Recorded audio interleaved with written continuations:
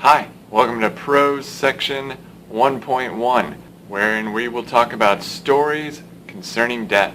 This week's story, Hunters in the Snow. Before we get into the story, we're going to talk a lot about what it means to be a symbol and how writing is treated in a symbolic fashion and why, even though we sometimes are reluctant to do so, we need to consider the way texts function beyond the words that are on the page. Because they really do. In fact, that's sort of the whole reason that we study literature, is to think about how we as human beings are able to function on a symbolic level rather than just a literal level. If all we did was say exactly what we mean and do exactly what we are supposed to do all the time, we'd be really dull as a species. Let's go to the slideshow. When we deal with prose, we might ask ourselves, when do I know if a story is more than what it appears to be on the surface? The answer is that it always is more than what it appears to be on the surface. Characters can embody important ideas, and those characters become symbolic characters when they have traits that we recognize as belonging to larger concepts and larger ideas. Objects, likewise, can have ideas that are bigger than they are, that belong to bigger sets of reason and meaning than just a knife or a gun or an airplane. And when these characters interact with each other or with those objects, these conflicts between character and object really become the conflicts of two sets of idealized symbolic notions. And the outcomes that occur are the messages being delivered to us from the writers. And those are the themes. It's easy if you're a freshman in high school to suggest to yourself that your English teacher is just full of it. They don't know what they're talking about. The stories mean what the stories mean, and that is all. Unfortunately, as simple and as easy as that might make your life, it's just wrong. It's wrong because all language and art is symbolic. We're going to do a quick case study of the Belgian painter René Magritte's The Treachery of Images, which I'm not even going to try to pronounce in its French. You may recognize this painting. The translation there is, "This is not a pipe." You look at it and you might say, yeah, it is. That's definitely a pipe. It's not a bad pipe. It's a pipe. Certainly a pipe. Magritte would argue with you that no, it is not a pipe, because try to smoke that pipe. Try to stuff tobacco into that pipe. Try to put it into your mouth and affect the jaunty wisdom of a Northeastern Ivy League professor. You can't do it. It's just an image that sort of looks like a pipe. And this isn't just a piece of meme-worthy wisdom. This is a reality that we have to contend with as we deal with art and life and language as a whole.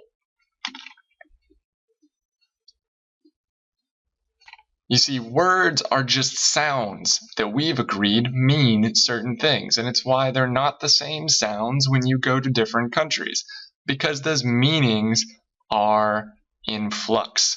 Sounds don't have inherent meaning to them. Only we, as man, with our brains, apply meaning to them. And in fact, most images don't actually mean things either. They are colors and lights that we have agreed look like certain things.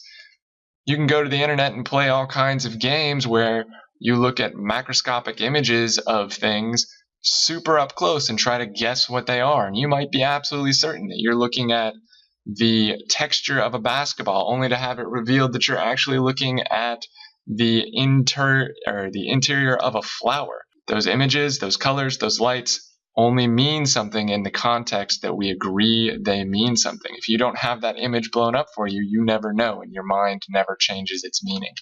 But this isn't just an artistic phenomenon. Consider that gravity is only gravity because we call it that. Sure, things will still fall out of trees.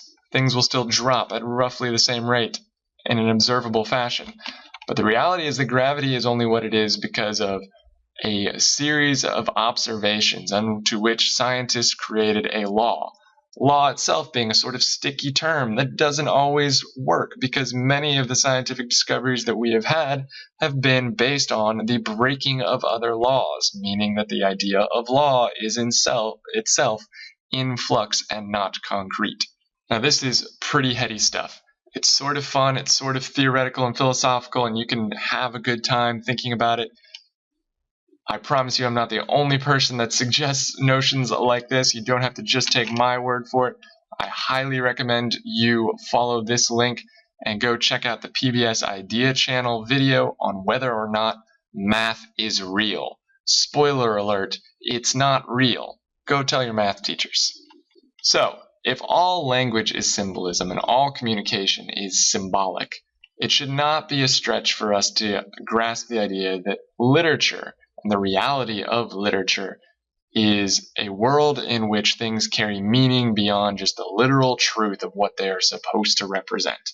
The first short story that I'm going to have you read is entitled Hunters in the Snow, and it's by Tobias Wolff. Snow itself is a pretty obvious symbolic link to death, the coldness, the absence of feeling that one gets when they are numbed by being out in the snow, the notion of the whiteness that covers over everything else, and of course, snow comes at winter, when things die. The connections between the two are inherent and obvious. But snow also has a notion of coldness and detachment, that when we talk about coldness, we can also mean emotional coldness. There's a reason why we call the girl that doesn't want to go out with you an ice queen, even though that's totally not her fault, you just are not cool. We use these terms to suggest a lack of emotion. And of course, the whiteness of snow can be an emptiness, a blank canvas. It's a way of presenting characters to us in contrast. There's very little for them to interact with if they're just out there in a snowfield. There is each other, and that is about all. Our characters here are hunters. That's all we're really going to know from them at the start. We're going to see three men headed out on a hunting trip. We need to consider what hunters are. Hunters are predators. They prey upon things, whether they are natural predators or men as predators, and whether or not they're out sport hunting, trophy hunting, or food hunting, they're still preying upon something. What we will see, though, is a distinct lack of prey. They are hunting in the snow, so one could imagine. Yet they are still hunters, and we need to ask, who do they hunt? Why do they hunt? And what is the appeal of the sport of death? Keeping in mind that death can mean the end of something symbolic, not just literal death. This is a cute little piece of art. Hopscotch to Oblivion, that's somewhere in Barcelona.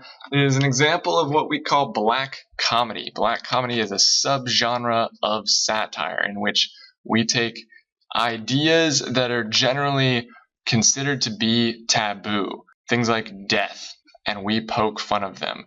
In a way, this is what a lot of modern comics attempt. And in general, the effect is to provoke discomfort and laughter.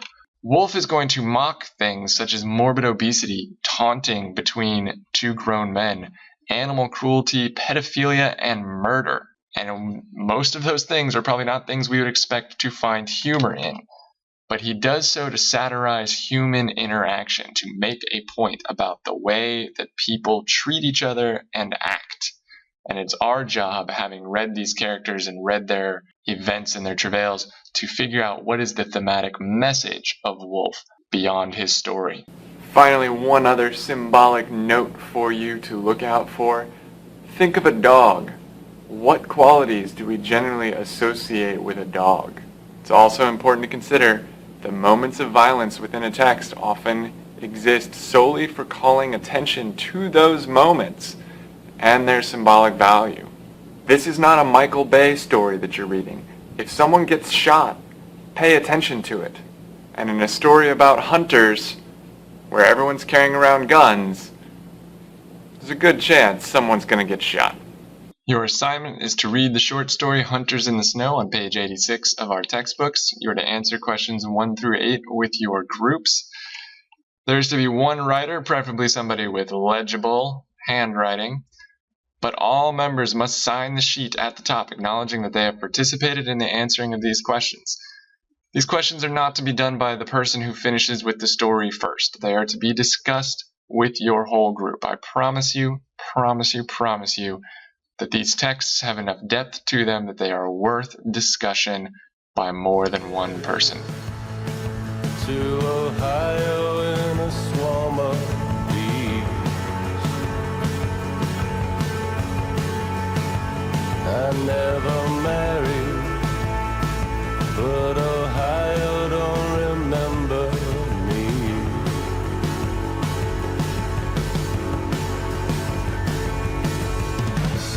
Lay my head on the hood of your car.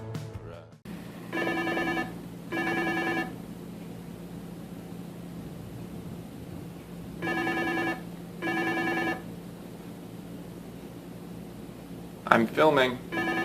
Filming here. Important stuff.